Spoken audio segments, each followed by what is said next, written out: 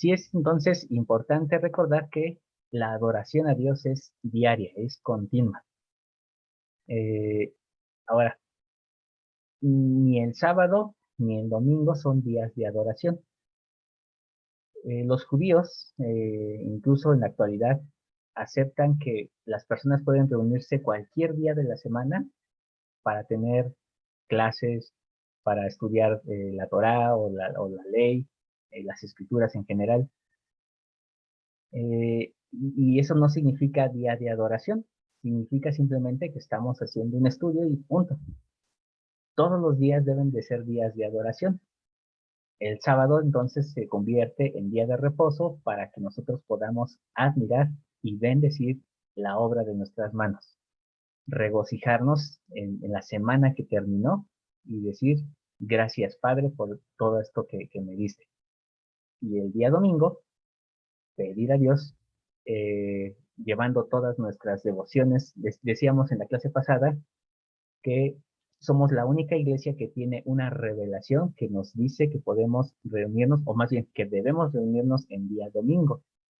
Pero solamente cierro este tema con una aclaración. Cuando José Smith recibió esta instrucción de que debemos reunirnos en el día del Señor, es decir, en día domingo, como era conocido en el ambiente en el que se crió José Smith,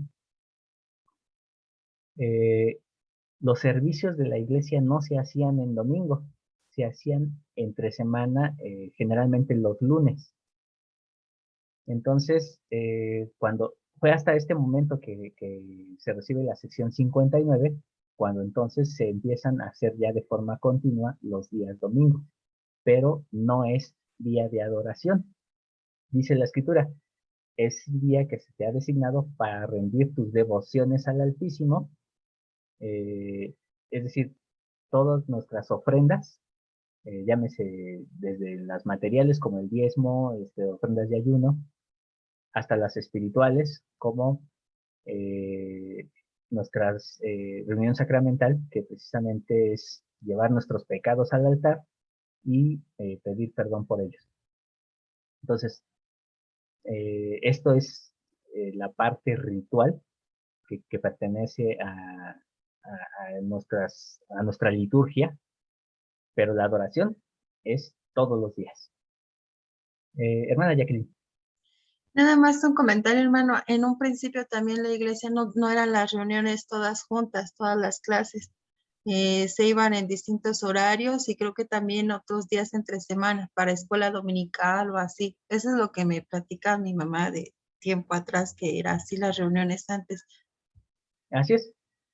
Entonces, me quedó mucho esa cuestión porque a pesar de lo que hablamos en la clase pasada, por ahí escuché algunos comentarios de que el día de adoración, entonces esa frase es lo que hace a que nosotros los cristianos estemos peleando entre nosotros por si es el sábado o es el domingo. O sea, simplemente todos los días es día de adoración. El día en que nos reunamos puede ser cualquier día de la semana, pero nosotros somos la única iglesia que tiene una revelación que nos manda reunirnos en domingo. Entonces, esa es la gran diferencia. No seguimos ninguna tradición, no seguimos ninguna orden papal, simplemente tenemos una instrucción revelada que lo dice así. Pero el sábado sigue siendo día de reposo. Ahora, si escuchamos al presidente Nelson decir, bienvenidos a esta conferencia en este día de reposo, no hay ningún problema. Sabemos que es una herencia lingüística que hemos heredado y que ojalá poco a poco nos vayamos ajustando a hablar de manera más apropiada y decirle al pan pan y al sábado día de reposo. Muy bien. Ahora sí, continuando con el tema de hoy, y está en relación a la tarea que se dejó de Deuteronomio, sobre cuál consideran ustedes que es la maldición más fuerte. De aquellos que pudieron leer Deuteronomio 28, eh, ¿hay algunos de ustedes que les gustaría compartir cuál fue la maldición que se les hizo más severa, más fuerte?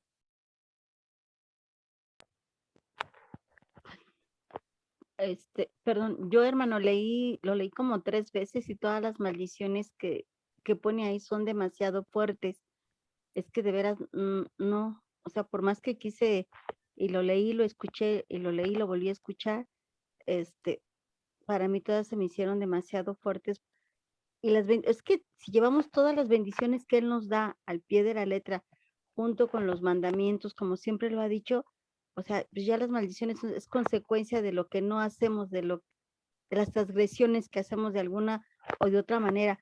A mí lo que me dio cierta como dolor de estómago fue cuando dicen que se comen a sus propios hijos, pero yo digo que es literal, ¿no? O sea, no lo puede describir o desmembrar o entender cuando dice que se van a comer, que comen algo, o sea, que se comen a las personas. Eso fue lo que me dio cierto respeto, no sé cómo explicarlo. Ok, muchas gracias, hermana. La hermana Jacqueline nos comenta. Cuando hablan acerca de comer a sus propios hijos, no están hablando acerca del aborto.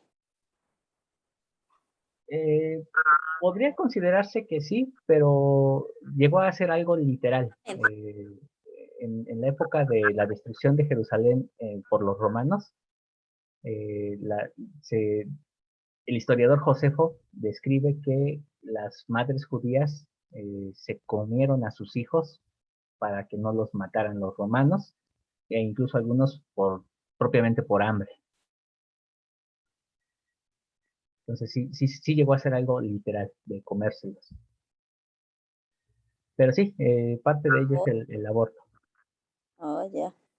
¿Ok? La hermana Jacqueline también más o menos nos comparte esto y nos dice a mí el versículo 28 sobre el fruto del vientre.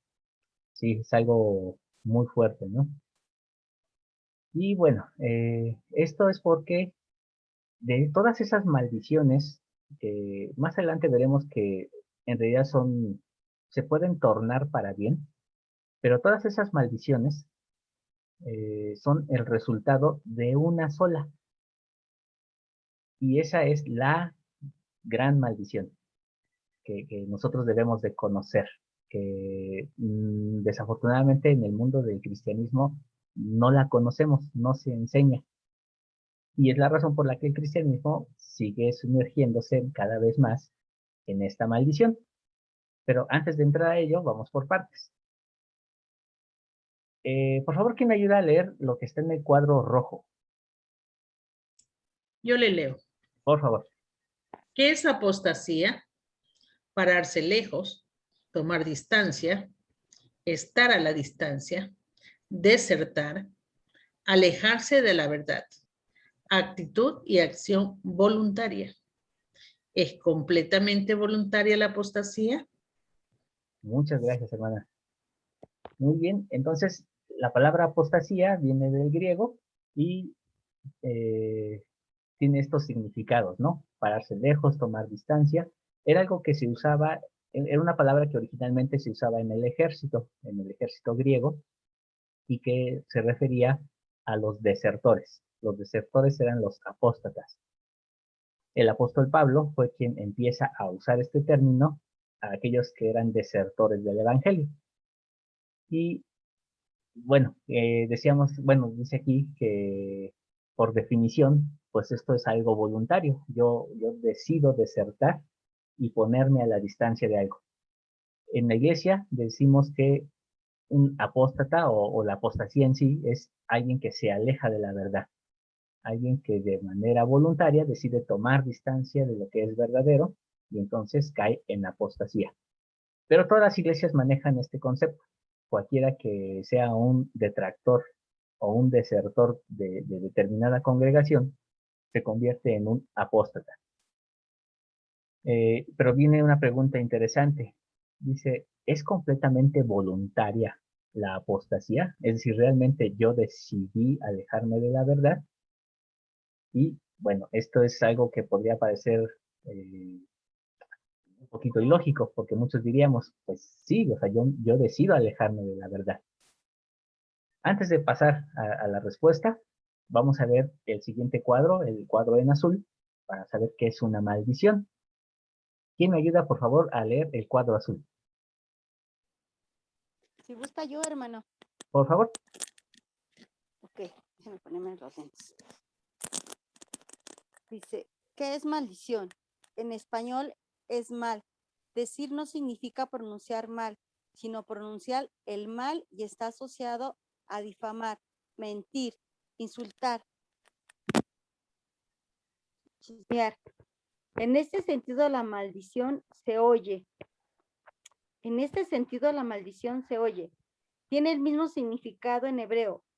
No, ya que una maldición es sentenciada por decreto divino, o sea, con poder y autoridad de Elohim. Muchas gracias, hermana.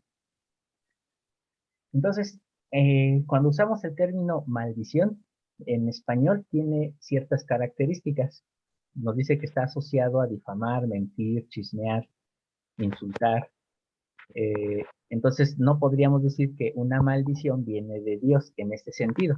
O sea, sería como decir que Dios es chismoso, que Dios es, que Dios nos insulta. Entonces, viene ahí una aclaración. En español es maldecir, pero no significa pronunciar mal algo, sino pronunciar el mal, algo que sea una sentencia maligna. Sin embargo, en hebreo es muy diferente. El término hebreo para lo que es maldición implica que es un decreto divino. Por lo tanto, una maldición es pura en ese sentido. Y está bajo la autoridad y el poder de Dios, es decir, bajo el sacerdocio. Entonces, el sacerdocio no puede ¿Por qué estás insultar, no llorando, puede Anita? Yo que estaba llorando. agredir o chismear. Entonces, vamos a ver ahora cómo debería de ser en hebreo. ¿Quién me ayuda, por favor, con el cuadro anaranjado? Yo, hermano. Adelante. Maldición en hebreo, bejalá. Miedo, pavor, terror, consternación a la ruina súbita, a la destrucción repentina. En este sentido, la maldición se siente y se puede percibir como se percibe el aire. Muchas gracias. Muy bien, entonces aquí vemos la diferencia entre cómo se dice, o bueno, lo que significa en español y lo que significa en hebreo. En español dice que la maldición se oye, es algo que se pronuncia. Por eso ahí viene la frase de maldecir. Pero béjala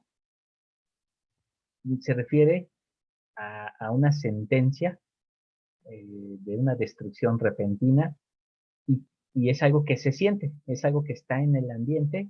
Decíamos en la clase pasada que las maldiciones están en el ambiente y las bendiciones descienden.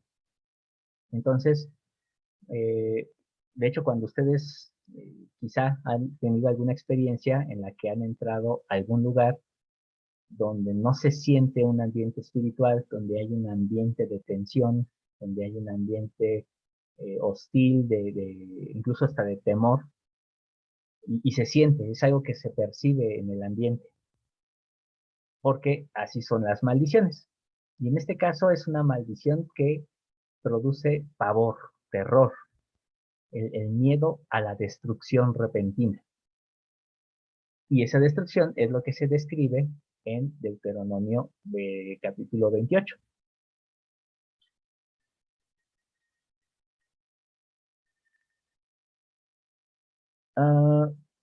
Bueno, Belial, déjeme checarlo bien, hermana, porque no recuerdo ahorita bien el, el significado de Belial, si tienen la misma raíz. Muy posiblemente sí, porque me parece que Belial es algo así como el destructor. Pero se lo checo bien, hermana, para no errar. Ahora, esta maldición o este sentido de maldición se vuelve más específico cuando sabemos a qué maldición se está refiriendo. En la Torah existen 6 maldiciones principales, pero hay una que está a la cabeza de todas las maldiciones, es la principal. Si alguien no identifica esta maldición, está maldito para el resto de su vida. Y se llama la maldición de Ahor. ¿Y quién me ayuda, por favor, a leer el cuadro amarillo? Leo yo. Ujú. Ahora, en hebreo significa sin luz. No significa oscuridad, sino sin luz. Hace referencia a alguien que está ciego en la categoría red. Red es un verbo hebreo que significa mirar con todos los sentidos. Ken tiene ahor, no puede ver, no puede oír, no puede oler, no puede sentir. Es alguien que anda con estupor, incapacitado a los estímulos. La maldición de Oor es ceguera espiritual. Muchas gracias, hermano. Perdón, por ahí se me fue una palabra con una letra de menos. Pero Pensé bueno, que era otra palabra hebrea. muy bien. Esto es lo que significa la maldición de Ahor, ceguera espiritual. Es alguien que anda a tientas en el mundo. Y esto es lo peor que le puede pasar a una persona. ¿Por qué? Porque cuando una persona tiene la maldición de Ahor, no sabe que le está ocurriendo una destrucción en su vida.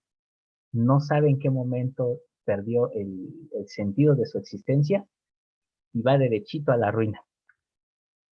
Y esta es la condición de los apóstatas. Pero todos en cierta forma podemos ser víctimas de esta maldición por las características que activan esta maldición. Por lo tanto, es importante saber cómo se activa y cómo prevenirla. Por favor, ¿quién me ayuda con el cuadro azul?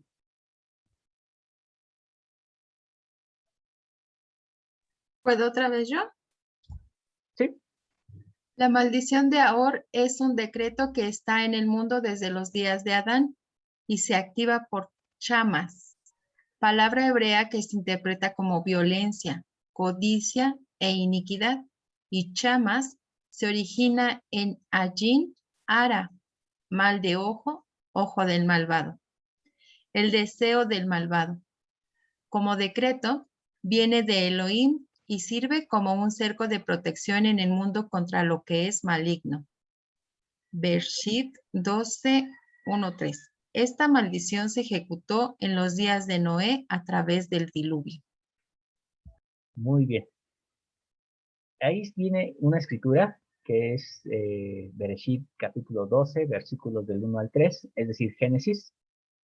Si alguien tiene su Biblia a la mano, sería ideal para poderlo leer. Eh, y bueno, aquí les explico el contexto de la escritura. Es cuando el Señor llama a Abraham por primera vez para Yo lo hacerle la... tengo, hermano. Ok, ahorita le voy a pedir por favor que me ayude a leerla. Sí. Lo llama para hacer, pues, recibir el convenio abrámico. En la Perla de Gran Precio tenemos la versión un poco más completa, en la que se les da la promesa de la bendición y se explica muy bien cuál es esa bendición. Las bendiciones del Evangelio, de la primogenitura, del sacerdocio. Y entonces es muy clara la forma en la que se expresa la bendición. Pero vamos a ver qué nos dice la Biblia con respecto a la maldición. Por favor, hermano. Sí. Ahora bien, Jehová había dicho a Abraham, vete de tu tierra y de tu parentela y de tu casa de tu padre a la tierra que te mostraré, y haré de ti una nación grande y te bendeciré, y engrandeceré tu nombre y serás una bendición, y bendeciré a los que te bendijeren, y a los que te maldijeren maldeciré, y serán benditas en ti todas las familias de la tierra. Muchas gracias, hermano. Si se dan cuenta, cuando se lee en español, simplemente dice, maldeciré a los que te maldijeren. Pero no nos dice con qué maldición, cómo va a ser esa maldición. En hebreo sí lo dice. Y dice que será maldecido con Ahor. De tal forma que entonces cualquiera que maldiga a Abraham o a su descendencia, entonces será maldito con Ahor. Cualquier persona que decida atacar a los hijos de Israel será maldecido con Ahor. Ahora aquí viene lo interesante. Dice aquí que el Ain Jara, perdón, es lo que lo activa. Es decir, el deseo malvado, la concupiscencia, la codicia. Entonces, ¿qué ocurre aquí? Que cuando nosotros, como personas que vivimos en este tiempo moderno, tenemos un mal deseo hacia el prójimo o una mala actitud, es decir, un mal de ojo, entonces nosotros empezamos a activar Ahor en nosotros mismos, porque empezamos a ejercer injusticia sobre el prójimo, considerando que los hijos de Israel están entre todas las naciones de la tierra y no sabemos quiénes son. Entonces, cuando nosotros chismeamos, cuando hacemos mal uso de nuestros poderes acerca de la otra persona, lo ofendemos, hablamos mal de él, eh, o agredimos a uno de los hijos de Dios, entonces nosotros empezamos a activar Ahor en nuestra vida. De tal forma que, como viene ahí la ilustración, todo comienza con el ojo del malvado para llegar al abodázara, es decir, a la adoración extraña, cuando decimos que estamos adorando a Dios, pero en realidad estamos sirviéndonos a nosotros mismos. Llegamos a chamás, que es la violencia como tal, y entonces esto nos pone en condición de ahorro. Este es el camino a la perdición. Adelante, Uriel. Sí, yo solo quería comentar que a mí me resulta interesante este concepto de ahorro, porque es bastante fácil de aterrizar a la doctrina sud moderna, ¿no? Estaba tomando algún día una clase de instituto con el hermano Morón y Gaona, y entonces estábamos analizando, o no me acuerdo si fue con el hermano Sámano, pero bueno, estábamos analizando lo que era el don del Espíritu que recibimos los miembros de la iglesia cuando nos bautizamos, y la luz de Cristo, que es una influencia que está en todas las personas, ¿no? Sin embargo, cuando nosotros reñimos bastante con el espíritu por nuestras acciones, el espíritu se retira, ¿no? Y quedamos expuestos con la luz de Cristo que tenemos, ¿no? Que reside en aquellas impresiones de hacer lo bueno en nuestra conciencia. Sin embargo, esta luz de Cristo también se puede agotar si nosotros estamos en un constante mal ejercicio de la misma, ¿no? De nuestra conciencia, que cuando lo ignoramos, ¿no? Entonces nuestra conciencia se modifica y esa luz pues sí, es un don que puede llegar a acabarse en el individuo, ¿no? Y me llamaba la atención eso. En la guía de estudio de las escrituras se menciona la apostasía como el hecho de que las personas, iglesia o naciones enteras se aparten de la verdad. Pero pues calza perfecto con la cosmovisión judía de luz. Así es, Uriel. Muchas gracias por el comentario. Y en efecto, llega a un punto en que Ahor se convierte en una enfermedad incluso mental. Las personas que asesinan, las personas que se deleitan en hacer el mal, es porque pierden toda luz.